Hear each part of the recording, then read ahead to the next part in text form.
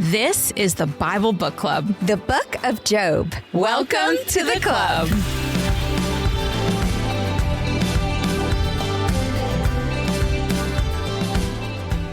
Last episode, in chapters 28 through 31, the debate ended, and for the first time in the book of Job, nobody was arguing.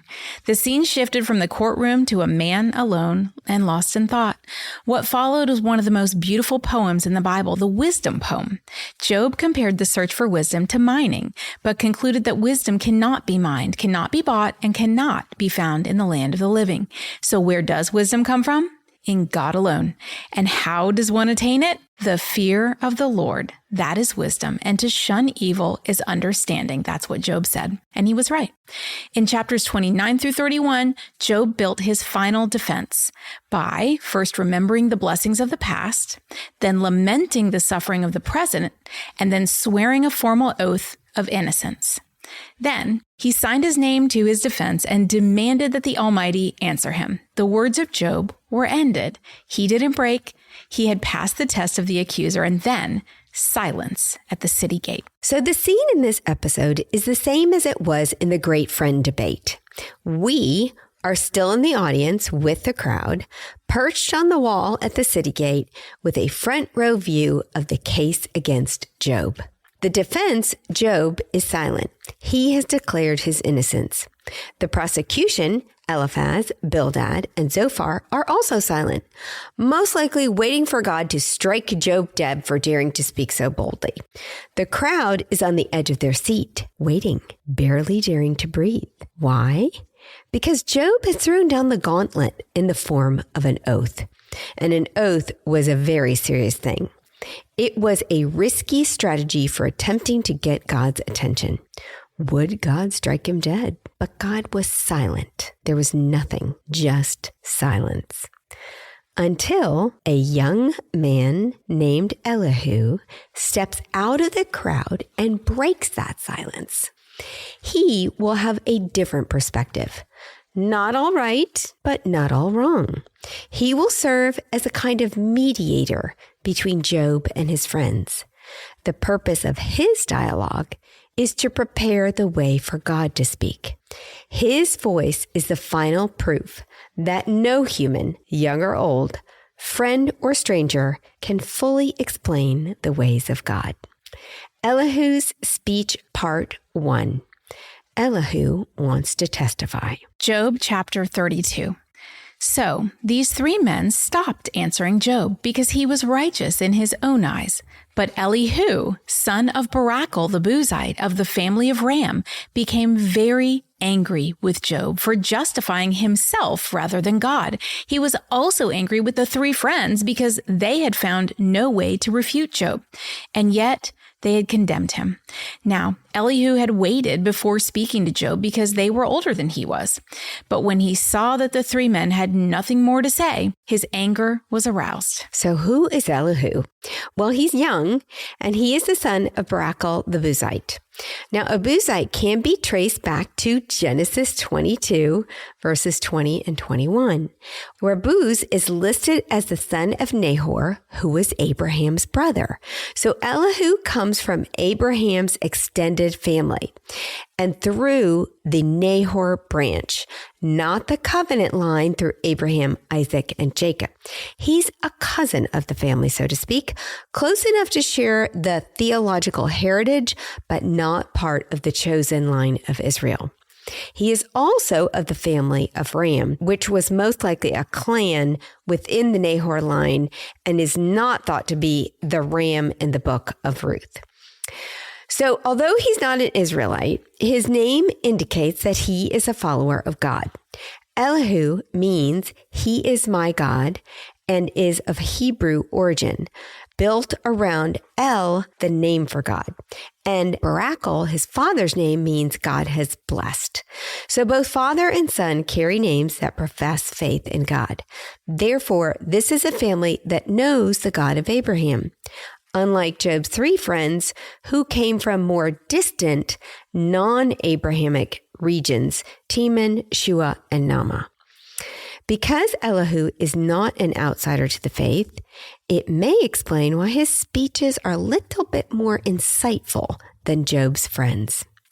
So why is Elihu angry? He has two reasons. Elihu is angry with Job for his pride in justifying himself rather than God. And he's angry at Eliphaz, Bildad, and Zophar for their incompetence. They condemned Job as guilty but couldn't prove it. Job claimed that God was wrong. The friends claimed that Job was wrong, and neither had proved anything. Elihu's anger is mentioned 3 times in these 5 verses. It's as if the young Elihu's anger has been heating to a boiling point through 31 chapters of rhetoric, and now that they are all silent, he's steaming. Max Lucado portrays a great image of what I imagine Elihu to be. He said this: Elihu is like a young minister fresh out of seminary who hasn't lived long enough to be cynical and hasn't hurt enough to be quiet. He paces back and forth with his Bible under his arm and his finger punching the air. Well, Elihu is that young preacher, and he is going to preach. Some theologians like it and some don't. I have a feeling Job did not. Verse 6, So Elihu, son of Barakal the Buzite, said, I am young in years, and you are old. That is why I was fearful, not daring to tell you what I know. I thought, age should speak, advanced years should teach wisdom. But it is the Spirit in a person, the breath of the Almighty, that gives them understanding. It is not only the old who are wise, not only the aged who understand what is right. Therefore, I say, listen to me. I too will tell you what I know.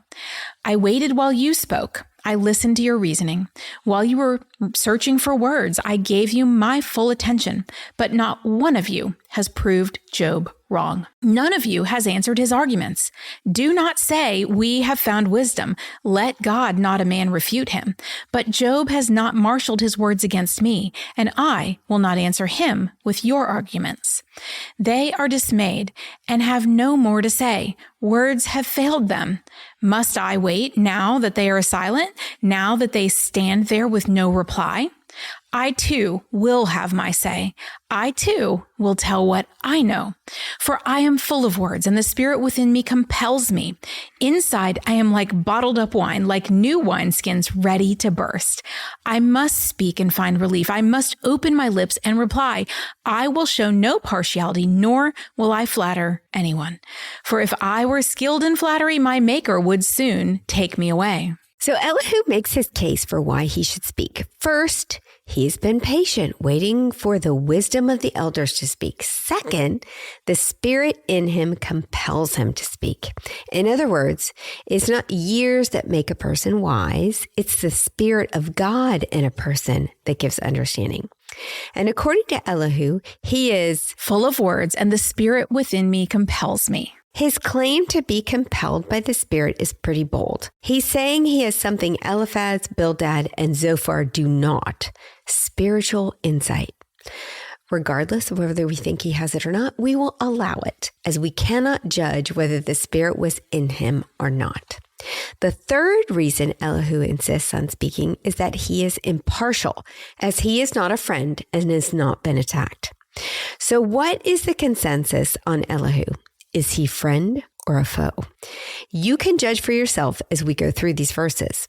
The commentators are divided.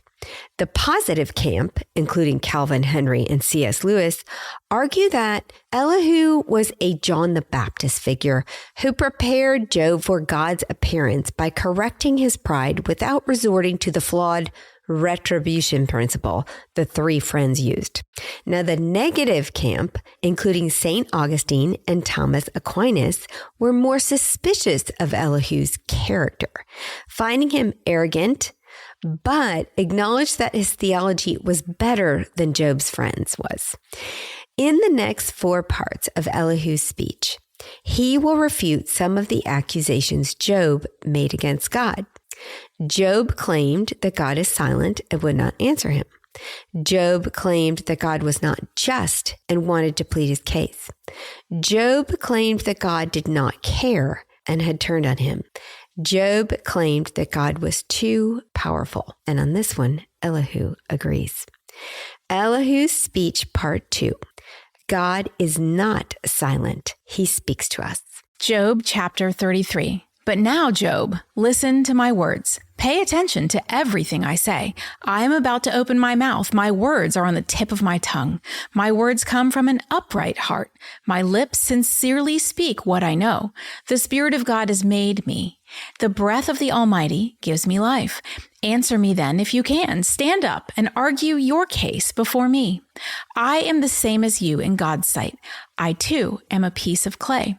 No fear of me should alarm you, nor should my hand be heavy on you. Okay, so good and bad of Elihu. I'm going to present both cases. So just know this when you hear me speak, I'm going to give you the good and bad. First, note the use of Job's name. This is the first obvious change in the speeches. Elihu makes it personal. That's kind of good, actually.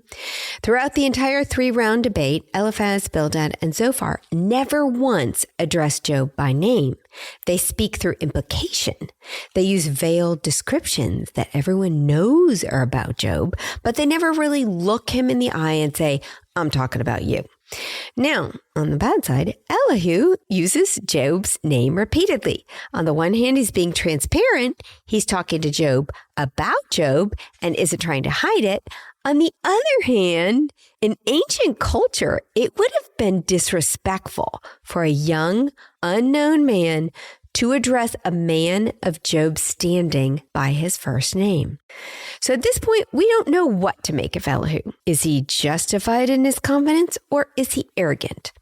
He says he's upright, sincere, and will cause Job no fear. But did Job believe him? Was he rolling his eyes, or was he cringing in expectation of another unsympathetic lecture? Elihu's speech continues in verse 8.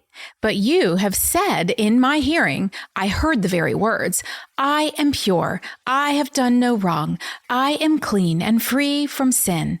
Yet God has found fault with me. He considers me his enemy.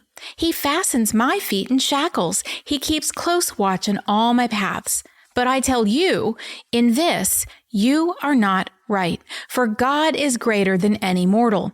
Why do you complain to him that he responds to no one's words? For God does speak, now one way, now another, though no one perceives it. In a dream, in a vision of the night, when deep sleep falls on people as they slumber in their beds, he may speak in their ears and terrify them with warnings to turn from wrongdoing and keep from pride, to preserve them from the pit, their lives from perishing by the sword. Or someone may be chastened on a bed of pain with constant distress in their bones, so that their body finds food repulsive and their soul loathes the choicest meal. Their flesh wastes away to nothing, and their bones once hidden now stick out. They draw near to the pit, and their life to the messengers of death. Yet, if there is an angel at their side, a messenger, 1 out of 1,000, sent to tell them how to be upright, and he is gracious to that person and says to God, spare them from going down to the pit. I have found a ransom for them. Let their flesh be renewed like a child's. Let them be restored as in the days of their youth. Then that person can pray to God and find favor with him. They will see God's face and shout for joy. He will restore them to full well-being, and they will go to others and say, I have sinned. I have perverted what is right, but I did not get what I deserved.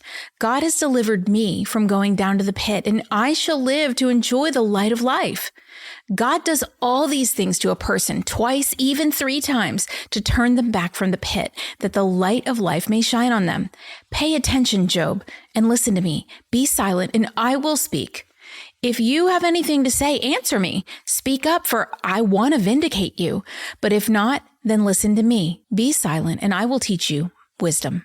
Job claimed many times that God was silent. In chapters 13-24, he even said, Why do you hide your face and consider me your enemy? Elihu answers Job that he has heard Job's words. Then Elihu states his thesis. God is greater than any mortal and speaks to man in different ways. He speaks through dreams, visions, suffering, and through an angel. And his purpose is to turn people from wrongdoing. Elihu is introducing a valid insight. There can be a purpose to suffering other than punishment. Job's friends argued the retribution principle, that Job suffered because Job had sinned. Elihu argues that God permits suffering to keep us from sin. In other words, suffering can be preventative rather than punitive. The Apostle Paul saw his thorn in the flesh as a preventative from conceit. In 1 Corinthians chapter 12, starting in verse 7. Therefore, in order to keep me from becoming conceited, I was given a thorn in my flesh, a messenger of Satan to torment me. 3 times I pleaded with the Lord to take it away from me, but he said to me, my grace is sufficient for you, for my power is made perfect in weakness. Therefore, I will boast all the more gladly about my weaknesses so that Christ's power may rest on me. That is why, for Christ's sake, I delight in weakness, in insults, in hardships, in persecutions, in difficulties. For when I am weak, then I am strong. So in this case, Paul agrees with Elihu. According to Paul, so much of what Job was suffering, insult, hardship, persecution, and physical weakness were the very things that make one strong. God can use adversity to get our attention. Another insight from Elihu is that God uses visions, dreams, and suffering to deliver people from the pit. And he mentions the word pit 5 times. He means death. The Apostle James commands us to turn sinners from death. In James chapter 5, starting in verse 19, my brothers and sisters, if one of you should wander from the truth and someone should bring that person back, remember this, whoever turns a sinner from the error of their way will save them from death and cover a multitude of sins. So this too is a good point. Lastly, Elihu mentions that God speaks through a messenger or angel. Now, this is very interesting. Elihu implies that sometimes an angel may plead your case and bring you back from the pit by telling you what to do and interceding on your behalf. Sounds a lot like Christ to me. Elihu describes this messenger angel's role. He mediates between God and the suffering person. He provides a ransom and he rescues them from death. Now, whether Elihu knew it or not, he just described exactly what Jesus does. And Bible bender, Job has been crying out for exactly this figure. In chapter 9, Job begged for a mediator between himself and God. In chapter 16, he spoke of a witness in heaven, an advocate on high. And in chapter 19, Job declared, my Redeemer lives. And now Elihu, without realizing it, describes the very person Job yearns for. Well, this passage is where Elihu is at his best. He is offering a theology of suffering as God's redirection rather than punishment. And he is unknowingly pointing toward the mediator Job has been crying out for since chapter 9. The challenge is that Elihu delivers this beautiful theology while also subtly misrepresenting what Job actually said, which is what the 3 friends did and must have been offensive to Job. Elihu makes a case that God is not silent. He speaks to us. But with all that Job has lost, he most likely was not feeling like he had been spared from the pit. He feels like he is living in the pit. On top of that, Elihu wasn't listening carefully enough to all the dialogue and made some false claims about Job that certainly would have made Job bristle. Job never said he was free of sin. He said he was not wicked and had not lied, etc. So what was Job thinking as Elihu spoke? What could God possibly be speaking to him about? Where was the lesson for him?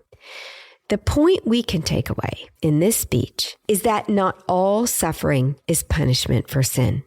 In fact, sometimes suffering is caused by human error. A person fainting while driving a car is not a sin or a punishment from God. Can God use it to create an awareness in the person that they have an illness? Absolutely, yes. Can God use it to develop a strength through suffering or an ongoing thorn in the flesh? Yes, he can. I am that person. At the age of 17, I ended up in the ICU for a week because I fainted while driving and drove off the road. This was not a sin. Weeks later, I had a cardiac arrest and became a believer. My malfunctioning heart has been the thorn in my flesh that saved my life. God used it for good. So here's Elihu's speech part 3. God is not unjust. Job chapter 34. Then Elihu said, "Hear my words, you wise men. Listen to me, you men of learning, for the ear tests words as the tongue tastes food. Let us discern for ourselves what is right. Let us learn together what is good." So Elihu says, listen to me a lot. In fact, he says it or something similar about 11 times. So I can't help wondering, was he losing the audience's attention? We just don't know. I try to put myself in the situation. In my mind, they're all kind of rolling their eyes like he's just an immature kid spouting off. Yeah. But like his last point was good. Yeah, I'm not saying he doesn't have right things to say. Yes. And he maybe in more maturity could have gotten them to come around and take it more seriously. That's what Max Lucado kind of said. If his delivery was a little bit more mature. Mm-hmm. On top of that, he said in chapter 32, he wouldn't use flattery, but he calls the audience men of learning or wise men. And then he included himself in the group saying, let us discern. Is he saying he's one of the learned men? The arrogance, it just keeps popping up. Elihu continues his argument in verse 5. Job says, I am innocent, but God denies me justice. Although I am right, I am considered a liar. Although I am guiltless, his arrow inflicts an incurable wound. Is there anyone like Job who drinks scorn like water?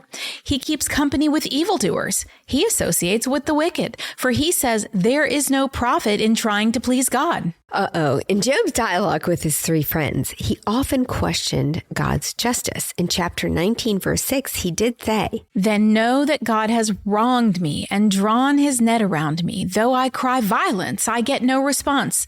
Though I call for help, there is no justice. Elihu is going to vehemently argue the point that God is just and has not wronged Job. Verse 10. So listen to me, you men of understanding. Far be it from God to do evil, from the Almighty to do wrong. He repays everyone for what they have done. He brings on them what their conduct deserves. It is unthinkable that God would do wrong, that the Almighty would pervert justice. Who appointed him over the earth? Who put him in charge of the whole world? If it were his intention that he withdrew his spirit and breath, all humanity would perish together and mankind would return to the dust. Elihu's first point to Job is that if God is unjust, he's not God. God can do no wrong. Therefore, how could he be unjust? God is the source of life. He has no motive to be unjust. Elihu is responding to Job's words, but missing Job's heart. Job spoke out of pain because his experience didn't match up to what he knew about God. Elihu answered with a lecture, and that's a pattern that may be familiar to many of us. Someone quoting your worst moment back to you and treating it as your final position when really it was a cry for help. Continuing in verse 16. If you have understanding, hear this. Listen to what I say. Can someone who hates justice govern? Will you condemn the just and mighty one? Is he not the one who says to kings, you are worthless, and to nobles, you are wicked, who shows no partiality to princes and does not favor the rich over the poor, for they are all the work of his hands? They die in an instant, in the middle of the night, and people are shaken and they pass away. The mighty are removed without human hand. Elihu's second point is that if God were unjust, no government would exist. Because if man can execute justice on earth, can't God in heaven? Verse 21, his eyes are on the ways of mortals. He sees their every step. There is no deep shadow, no utter darkness where evildoers can hide. God has no need to examine people further, that they should come before him for judgment. Without inquiry, he shatters the mighty and sets up others in their place. Because he takes note of their deeds, he overthrows them in the night and they are crushed. He punishes them for their wickedness, where everyone can see them, because they turned from following him and had no regard for any of his ways. They caused the cry of the poor to come before him, so that he heard the cry of the needy. But if he remains silent, who can condemn him? If he hides his face, who can see him? Yet he is over individual and nation alike, to keep the godless from ruling and laying snares for the people. Elihu's third point, and these are all good, is that if God were unjust, he must not know what is going on in the world.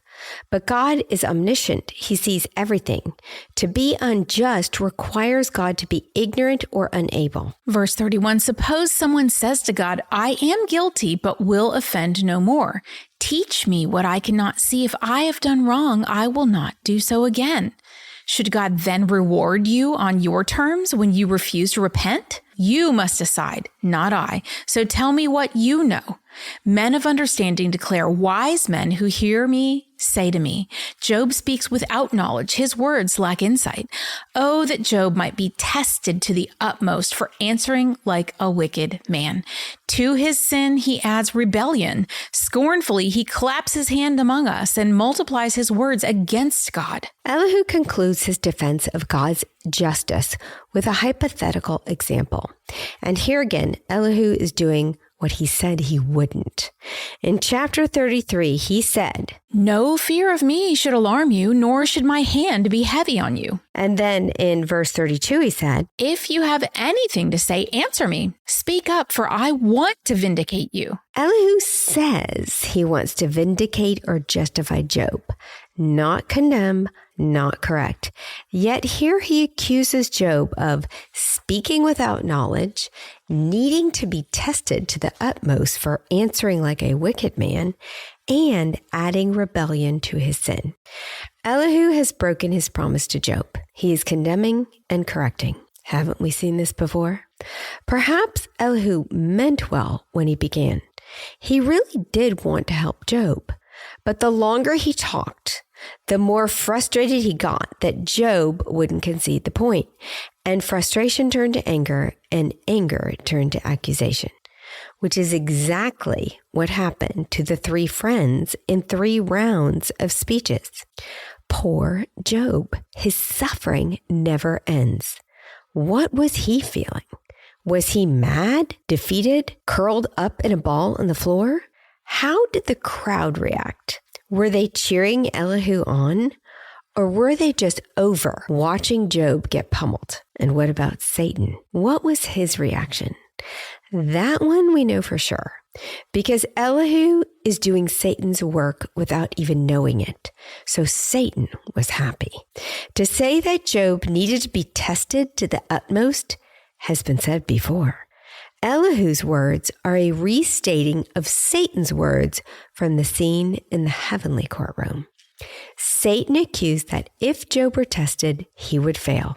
So Elihu, who said, I desire to justify you, ended up asking for the exact same thing as the accuser, that Job be tested to the utmost. Poor Job. He has been tested to the utmost, but there is still more. In our next episode, Elihu will get his final words in before the only one who really knows what is going on speaks at last. Don't miss what's next. Hit follow or subscribe so the next chapter lands right in your feed. We've got more Bible benders ahead. And if you're enjoying the Bible Book Club, why don't you share it? And then you and all your friends can listen and discuss. New episodes drop every Monday.